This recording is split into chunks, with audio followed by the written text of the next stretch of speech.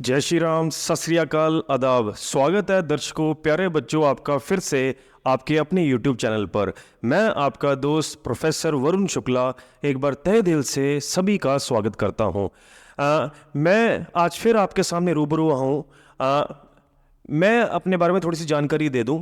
मैं फिज़िक्स भी पढ़ाता हूं, यानी फिज़िक्स में I cover NEET, any competition. आप कोई भी कंपटीशन बोलिए हिंदुस्तान में, चाहे वो नीट है जो कि मेडिकल का टॉप का एग्ज़ाम है, चाहे वो आपका नॉन मेडिकल है, नॉन मेडिकल में जेडब्ल्यू मेन है या जेडब्ल्यू एडवांस है, मैं फिज़िक्स की तैयारी करवाता हूँ। ठीक है, हिंदुस्तान में बैठा कोई भी बच्चा तैयारी करना चाहे तो जरूर मेरे को कॉल कर सकता है, मुझे मैसेज कर सकता है, ईमेल कर सकता है, व्हाट्सएप कर सकता है।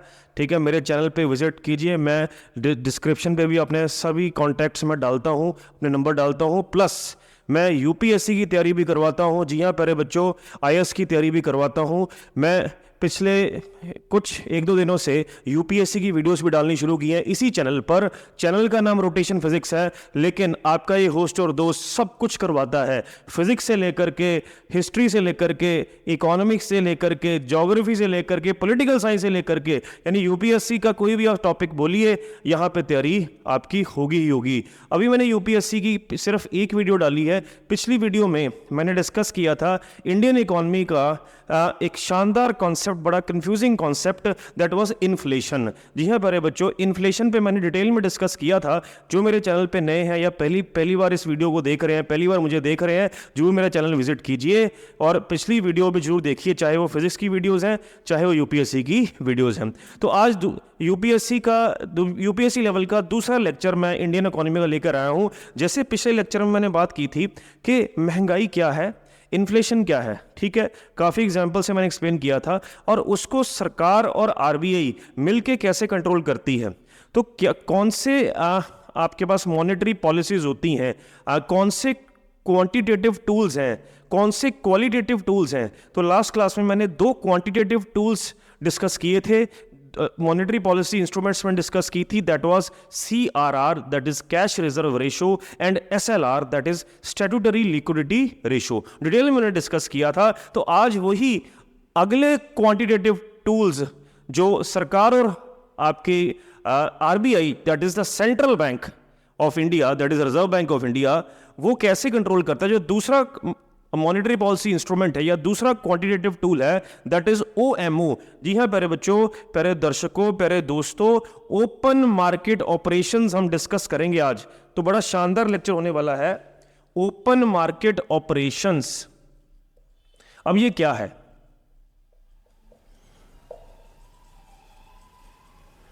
ओपन मार्केट ऑपरेशंस, तो शॉर्टकट में इसको बोलते हैं OMOs। OMOs तो यूपीएससी में हो या एसएससी या कोई भी सरकारी एग्जाम आप दे रहे हो हिंदुस्तान में, तो ये सभी के लिए ये लेक्चर्स इंपॉर्टेंट हैं, जरूर देखिएगा। तो अक्सर बड़ा कंफ्यूजिंग टॉपिक है, ओपन मार्केट ऑपरेशंस क्यों करने पड़ते हैं, कैसे ये करके आरबीआई और सरकार मिलकर महंगाई कंट्रोल करती है। तो चलिए समझते हैं क्या होता है, what are open market operations. देखिए होता क्या, किसी भी कंट्री की सरकार अपना एक बजट बनाती है। हमें पता है ईयरली बजट होता है हर सरकार का, हिंदुस्तान में भी। तो बजट क्यों बनाया जाता है? बजट के माध्यम से सरकार कुछ टैक्सेस अनाउंस करती है कि हम फलानी चीज़ों पर टैक्स लेंगे, फलाना टैक्स लेंगे, ठीक है। तो टैक्स क्यों लिया जाता है हमसे? ताकि सरकार अपना इस कंट्री का, इस देश का खर्चा चला सके। तो मान लीजिए अब किसी कारणवश, क्योंकि ऐसा तो है नहीं कि अगर हिंदुस्तान में 100 करोड़ बंदे जो टैक्सेबल इनकम में आते हैं वो सारे टैक्स भरते हैं, तो इसलिए कई बार क्या होता है, ज़्यादातर क्या होता है, सरकार के पास पैसा कम पड़ जाता है सरकार चलाने के लिए, ठीक है। क्योंकि जो टैक्स कलेक्ट करती है उससे सरकार ने अपना खर्चा चलाना होता है, प्लस काफ़ी उसने सब्सिडीज स्कीम चलानी होती हैं, वेलफेयर स्कीम्स चलानी होती हैं। तो ऐसा नहीं है कि हमेशा उसके पास पैसा पूरा ही होगा, तो पैसा घटेगा ही घटेगा। तो जब पैसा घटता है तो सरकार क्या करती है, यहाँ इंपॉर्टेंट है। तो समझने वाली बात है ये कि जब सरकार के पास पैसा घट गया है तब उसको ओपन मार्केट ऑपरेशंस करने की जरूरत पड़ती है, वैसे कोई जरूरत नहीं है। समझे मेरी बात? तो बजट से सरकार ने बहुत सारे टैक्स लागू किए, उन टैक्स से हम जो टैक्स कलेक्शन से सरकार के पास पैसा आया उससे उसने बहुत सारी वेलफेयर स्कीम चलानी होती हैं, बहुत सारी सब्सिडीज देनी होती हैं, चाहे वो बीपीएल पीपल हो, बिलो पॉवर्टी लाइन, चाहे वो किसानों को सब्सिडी हो, यानी चाहे वो माइक्रो क्रेडिट के रूप में सस्ता लोन हो, कुछ भी हो, या एमएसपी हो, मिनिमम सपोर्ट प्राइस हो, तो कई कुछ सरकारों को करना पड़ता है देश चलाने के लिए। ठीक है प्यारे बच्चों, तो जब उसके पास इतना ज्यादा टैक्स नहीं कलेक्ट होता, तब उसके बाद उसको खर्चा करने के लिए पैसा कम पड़ जाता है, तब उसको करने पड़ते हैं ओपन मार्केट ऑपरेशंस। तो ओपन मार्केट ऑपरेशंस में सरकार क्या करती है? सरकार गवर्नमेंट सिक्योरिटीज लॉन्च करती है। क्या करती है? गवर्नमेंट सिक्योरिटीज लॉन्च करती है। गवर्नमेंट सिक्योरिटीज का मतलब है जीसेक्स। जीसेक, तो जीसेक इस पे बहुत बार क्वेश्चन आया यूपीएससी में, ठीक है, कि जीसेक क्या है। तो ये क्यों करती है मैंने आपको बता दिया, आज बता दिया। तो ओपन मार्केट ऑपरेशंस के तहत गवर्नमेंट सिक्योरिटीज इशू करती है। अब गवर्नमेंट सिक्योरिटी क्या है? अब मान लीजिए गवर्नमेंट सिक्योरिटी एक पेज है, एक डॉक्यूमेंट है, ठीक है, उस पे सरकार की स्टैंप, सरकार की मोहर, मतलब प्रॉपर एक, जैसे कहते हैं ना, ऑफिशियल पेपर सा लगता है। तो इसमें मान लीजिए एग्जांपल दे रहा हूं कि जो गवर्नमेंट सिक्योरिटी है, ये सरकार ने कह दिया कि 10,000 का ये पेज है, ये 10,000 का पेज है, ठीक है। तो अब क्योंकि ये ट्राइड एंड ट्रस्टेड चीज़ है, क्योंकि सरकार के द्वारा इशू की हुई है, ठीक है, तो फॉर एग्जांपल सरकार, मैं एग्जांपल दे रहा हूँ, मोदी जी मुझे कहें कि हाँ वरुण बेटा, कि ऐसा है कि मैंने एक जीसेक लॉन्च किया है, इसका रेट 10,000 रुपये, तो तू मेरे को ये 10,000 रुपये दे और इसके बदले मैं तेरा पैसा जमा करता हूँ, ठीक है, तेरा जो प्रिंसिपल अमाउंट है फॉर एग्जांपल 10,000 है, ठीक है, और ये मैं तेरे से ले लेता हूँ, और ये 10 साल के बाद, 5 साल के बाद, 8 साल के बाद मैच्योर होगा, ठीक है। जब ये मैच्योर होगा, तेरे को तेरा प्रिंसिपल अमाउंट मीन्स जो 10,000 रुपये है वो भी वापस मिलेगा, बाकायदा ब्याज पे मिलेगा, यानी इंटरेस्ट भी मिलेगा। तो मान लीजिए इस पर 8% इंटरेस्ट है, 10% इंटरेस्ट है, सरकार दे रही है। तो सरकार जब इशू करती है, उसे पता है कि ये सिक्योरिटी कौन खरीदे, क्यों खरीदेगा मेरे से, जब उसको फायदा होगा, तो सरकार क्या करती है? वो ब्याज देती है 8%, 10%, तो रिटर्न है आपकी वो, ठीक है, प्लस 10 साल के बाद वो मैच्योर होके काफ़ी पैसा आपको मिलेगा, प्रिंसिपल अमाउंट मिलेगी और उस पर ब्याज भी मिलेगा, ठीक है। तो ये लॉन्च करती है। तो होता क्या, तो ये अब सरकार क्या करेगी? सरकार को पैसा चाहिए, सरकार को पैसा, अब सरकार क्या करती है? सरकार सेंट्रल बैंक के माध्यम से, दैट इज आरबीआई के माध्यम से ये काम करती है, ठीक है। तो वो क्या कहेगी आरबीआई को कि भैया ये मैंने काफ़ी गवर्नमेंट सिक्योरिटी छाप दी है, तो ये तू मेरे से ले ले, ठीक है। और आरबीआई क्या कहेगा? ठीक है मैं ले लेता हूँ, ठीक है। अगर तो उसके पास उसी वक्त पैसा पड़ा हुआ है, राइट, आइडियल पैसा पड़ा हुआ है, तो वो उठा के दे देगा, बदले में सिक्योरिटी ले लेगा आरबीआई, ठीक है। अब आरबीआई इन सिक्योरिटीज का करेगा क्या, वो मैं डिस्कस करूंगा, तो वीडियो एंड तक जरूर देखिएगा, बड़ी शानदार वीडियो होने वाली है, ठीक है। तो मैंने कहा कि सरकार आरबीआई के माध्यम से ये गवर्नमेंट सिक्योरिटीज का इस्तेमाल करती है। आरबीआई को कहती है तू ले ले, आरबीआई ले लेता है इससे, मान लीजिए 1000 छापी उसने, 10,000 वाली 1000 छापी और आरबीआई ने ले ली, और जो पैसा बना उन 1000 सिक्योरिटीज का, 1000 कागजों का, वो उसने सरकार को दे दिया, सरकार के पास पैसा आ गया, सरकार अपना खर्चा कर सकती है, ठीक है। अब सवाल ये है कि अगर आरबीआई के पास, ये भी क्वेश्चन आ सकता है कि अगर आरबीआई के पास उस समय पैसा नहीं पड़ा और सरकार को अर्जेंटली पैसा चाहिए, तो आरबीआई क्या कर सकता है? बताइए क्या कर सकता है, सोचिए। तो आरबीआई क्या करेगा? आरबीआई के पास नोटों की मशीन पड़ी है भाई, नोटों की मशीन ऐसे दड़ दड़ छाप के देगा वो, ठीक है। तो वो इस तरह से, मैंने लास्ट क्लास में बात की थी कि कब जरूरत पड़ने पर आप नए नोट छाप सकते हो। तो अब उसे पता है कि central government needs the money, तो उसको ऑन दी स्पॉट छापने पड़ेंगे अगर उसके पास पैसा नहीं पड़ा है, इसलिए वो नए नोट छाप के दे सकती है उसको, बदले में सरकार उसको गवर्नमेंट सिक्योरिटीज दे ही रही है, ठीक है प्यारे बच्चों। तो उम्मीद करता हूं तो आपको ये समझ में आ गया होगा कि क्यों हम ओपन मार्केट ऑपरेशंस करते हैं, ठीक है। जब सरकार को पैसे की जरूरत पड़ती है, सरकार आरबीआई के पास जाती है, उसको गवर्नमेंट सिक्योरिटीज देती है, और अगर आरबीआई के पास पैसा होता है तो उस समय दे देता, अगर नहीं होता तो नए नोट छाप के उसको दे देगा, ठीक है। तो अब आगे देखते हैं। अब आरबीआई के पास ही गवर्नमेंट सिक्योरिटीज आ चुकी हैं, तो उनका क्या करेगा? अब कैसे इस गवर्नमेंट सिक्योरिटीज की मदद से आरबीआई इन्फ्लेशन कंट्रोल करेगा, ये मनी कंट्रोल करेगा? वो क्या करेगा? ये सिक्योरिटीज को वो अलग अलग कमर्शियल बैंक्स में वो देगा, ठीक है। एक बात जरूरी याद रखना कि हर बैंक को आरबीआई फोर्स नहीं करती कि भाई तू मेरे से ये गवर्नमेंट सिक्योरिटी ले, RBI can not force, but उसके बावजूद भी तकरीबन हर बैंक गवर्नमेंट सिक्योरिटीज खरीदता है, क्यों, सोचिए, ये सवाल है सारे। उसके बावजूद भी तो होता क्या है, कोई भी बैंक है, फॉर एग्जांपल एक्स, कोई बैंक एक्स है, राइट, उसके पास डिपॉजिट्स में, लोगों के डिपॉजिट में 10 करोड़ रुपया पड़ा है, ठीक है। अब ऐसा तो है नहीं कि 10 करोड़ रुपया कोई जमा करवा गया मेरे जैसा व्यक्ति या कोई और व्यक्ति, राइट, और उसी समय कोई और दूसरा लाइन में खड़ा होगा कि भैया मेरे को लोन दे दो, कि वरुण शुक्ला सर इतने पैसे जमा करा के आए हैं, मुझे अब लोन दे दो। तो ऐसा तो है नहीं, यानी मेरा पैसे जमा करवाया मैंने मंडे को, और ग्राहक का आना, कस्टमर का आना जरूरी नहीं है कि वो मंडे को लोन लेने आ जाएगा। तो मान लीजिए वो लोन लेने आया 10 दिन के बाद, या तो 10 दिन का गैप पड़ गया, तो उस 10 दिन में बैंक के पास इतनी मतलब छूट नहीं होती खुली कि वो किसी का पैसा ऐसे ही पड़े रहने दे, ठीक है। बैंक ने वो टोपी घुमानी है, वो पैसा घुमाना है, तभी बैंक का खर्चा प्लस बैंक को प्रॉफिट होगा।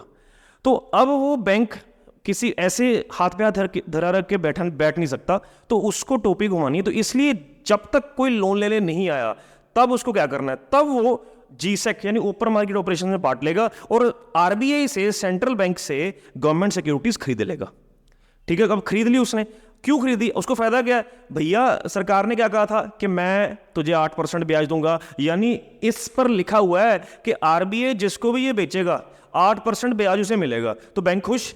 तो बैंक का जो पैसा आइडल पड़ा हुआ है, ठीक है, तो उसको उसके बदले गवर्नमेंट सिक्योरिटीज खरीदेगा आरबीआई से, तो आरबीआई उसको 8% ब्याज देगी, 8% इंटरेस्ट देगी। जब 8% इंटरेस्ट देगी तो बैंक ने करना क्या, बैंक ने जो सेविंग अकाउंट में पैसा पड़ा उस पर किसी बैंक ने 4% ब्याज देना है, किसी बैंक ने 6% देना है, ठीक है, किसी बैंक ने 7% देना है। तो अब बैंक का वो वाला खर्चा निकल जाएगा, क्योंकि बैंक को आरबीआई से कितना परसेंट इंटरेस्ट मिल रहा है, 8%। बैंक ने इसमें से कितना ज़्यादा से ज़्यादा देना, 4 से 6% सेविंग अकाउंट में देना है, तो यानी बैंक का खर्चा निकलता रहेगा। समझे मेरी बात प्यारे बच्चों। तो इस तरह से आरबीआई जब बैंकों को गवर्नमेंट सिक्योरिटीज बेचती है, राइट, तो पैसा आरबीआई के पास जाता है।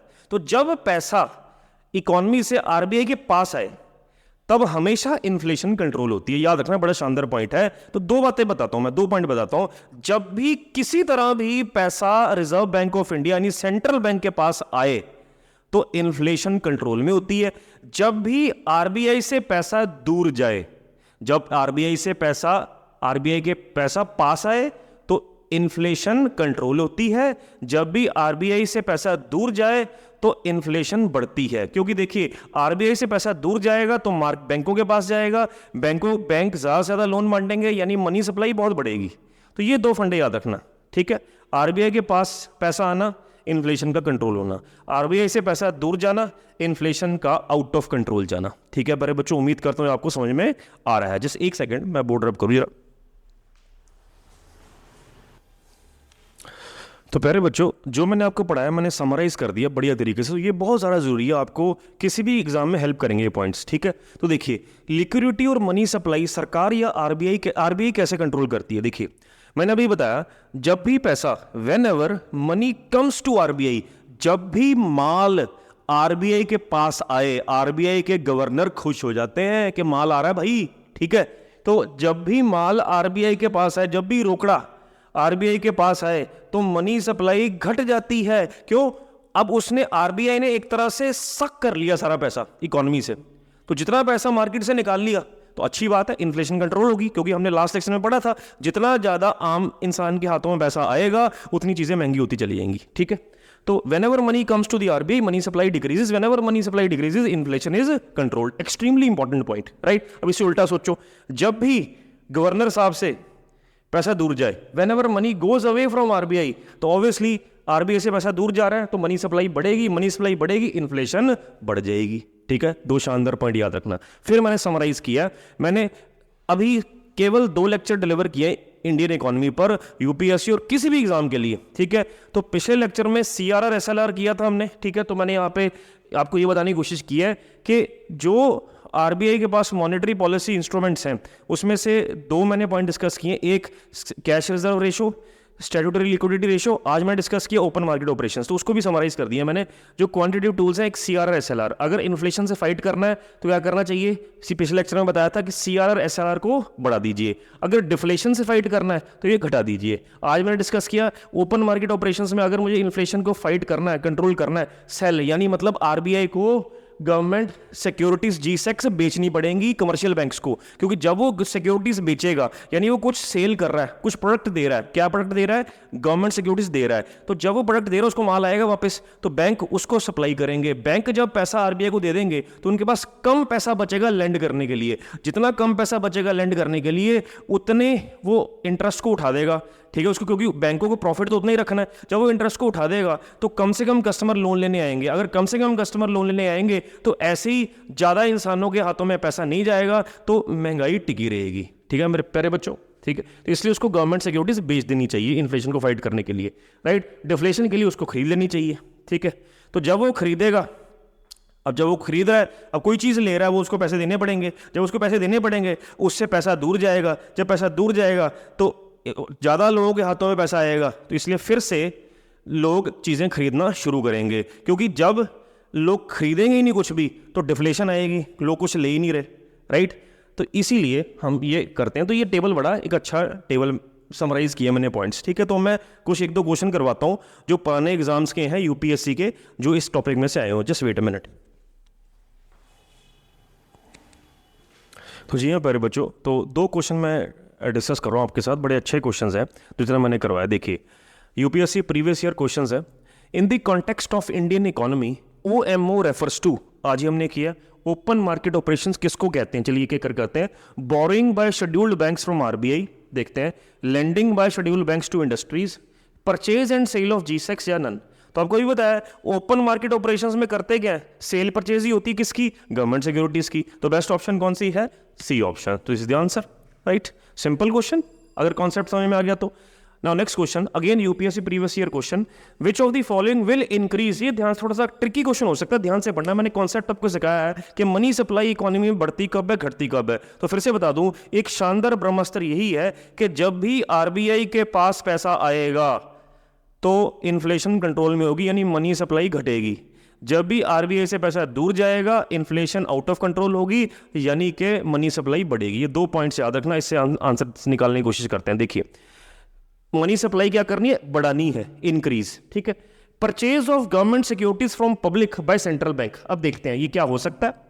अगर सेंट्रल बैंक आरबीआई को स्कीम निकाले कि हाँ आम जनता से कि भाई अब मैं आपसे गवर्नमेंट सिक्योरिटीज ले रहा हूं, तो हो सकता है ये भी, ठीक है। मान लिए मैं आरबीआई को, मेरे से आरबीआई गवर्नमेंट सिक्योरिटी लेती है, तो मैं अपनी जेब से जो कागज़ मेरे पास है जीसेक, मैं उसको दूंगा। कोई इसको प्रोडक्ट दे रहा हूं मैं, तो उसके बदले मुझे पैसे मिलेंगे, राइट। तो पैसे मुझे कहां से मिलेंगे? आरबीआई से मिलेंगे। तो इसका मतलब अब आरबीआई से पैसा दूर जा रहा है, आरबीआई मुझे दे रहा है। तो जब भी आरबीआई से पैसा दूर जाए मनी सप्लाई बढ़ती है, तो बढ़ानी ही तो है हमने। तो इसका मतलब ये आंसर तो हो सकता है, यानी ये ऑप्शन देखिए ओनली वन हो सकता है। वन है, वन तो पक्का ही है, तो 2 और 4 नहीं हो सकता क्योंकि यहाँ पे 1 नहीं है। ये भी नहीं हो सकता क्योंकि यहाँ पर 1 नहीं है, तो 1 तो पक्का ही है। तो या तो ओनली 1 होगा या 1 और 3 होगा। अब सीधा तीसरी ऑप्शन पे आते हैं, ठीक है। थर्ड ऑप्शन देखते हैं, borrowing by government from central bank. Central bank से बोरो करना गवर्नमेंट ने, क्या बोरो करना? पैसा ही कर लेना। तो फिर से सेंट्रल बैंक यानी आरबीआई, तो आरबीआई ने पैसा दे दिया सरकार को, यानी आरबीआई से फिर पैसा दूर चला गया। तब आरबीआई से पैसा दूर जाता है, मनी सप्लाई बढ़ती है। तो ये भी पॉइंट ठीक है फिर 1 और 3। तो इसका आंसर क्या बनना चाहिए? सी, ठीक है प्यारे बच्चों। तो उम्मीद करता हूँ आपको ये जो 2 लेक्चर मैंने डिलीवर किए हैं इंडियन इकोनॉमी पर, ये मैं एक बिल्कुल सीक्वेंस वाइज चल रहा हूँ। पिछले लेक्चर में मैंने महंगाई के बारे में बताया था, कैसे होती है, कैसे बढ़ती है, कैसे कंट्रोल करती है सरकार, कैसे करती है उसको कंट्रोल, आरबीआई कैसे कंट्रोल करता है, उस पर क्वेश्चंस करवाए थे। आज मैंने दूसरा क्वांटिटेटिव टूल कवर किया है, ओपन मार्केट ऑपरेशंस। अगले लेक्चर में मैं तीसरा क्वांटिटेटिव टूल कवर करूंगा जिसपे बेशुमार क्वेश्चन आए हुए हैं यूपीएससी एसएससी में, ठीक है, किसी भी एग्जाम में इकोनॉमी पे। जैसे वो है रेपो रेट क्या होता है, रिवर्स रेपो रेट क्या होता है, लिक्विडिटी एडजस्टमेंट फैसिलिटी क्या होती है, एलएएफ, एमएसएफ क्या होता है, ठीक है। ये सारी बातें मैं नेक्स्ट लेक्चर में डिस्कस करूंगा।